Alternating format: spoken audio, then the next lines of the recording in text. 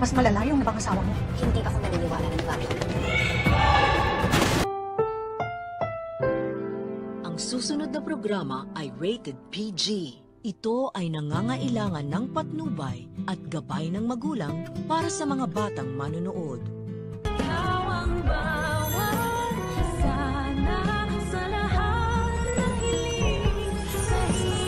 Ikaw si Doc RJ Tanyan?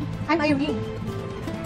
Tuluyan na ngang nagkaharap ang bagong Moira at itong si Lynette, pero kahit pa nga lumuhod sa harapan ni Lynette itong si Moira ay hindi niya pa rin ito mapapatawad dahil ilang ulit na nga rin nagawa ito ni Moira kay Lynette at napatunayan nga ni Lynette na galing lamang sa ilong ni Moira ang lahat ng kanyang paghingi ng tawad noon at magpa-flashback pa nga kay Lynette ang lahat ng kasamaang ginawa sa kanya ng demonyita. Kaya naman hindi siya talaga makakapaniwalang gano'n na lamang kabilis at gano'ng kadali na makapagbabago ng ugali itong si Moira. Pero mukhang tadhana na ang gagawa ng paraan upang matulungan itong si Moira na galing sa puso ang kanyang paghingi ng tawad kay Lynette. Sa pag-walkout kasi ni Lynette ay biglang magbabagsakan ang kahon-kahong medical equipments at sakto pang si Lynette ang tatamaan ng mga ito. Kaya naman to the rescue itong si Moira at hindi niya hahayaan na masaktan si Lynette at gagawin niya ng human shield ang kanyang katawan upang siya ang mabagsakan ng mga kahon. Kaya naman mapapalitan ng awa ang galit na nararamdaman ni Lynette para kay Moira. At dito naman pag-iisip-isip ni Lynette na mukhang hindi naman peke ang pagbabagong buhay ng dating demonyita. Sa kabilang banda, isa-isa nang nakikilala ni Irene ang lahat ng taong konektado sa kanyang asawang si Carlos. Na matapos nga kila Aling Susan at Diyosa,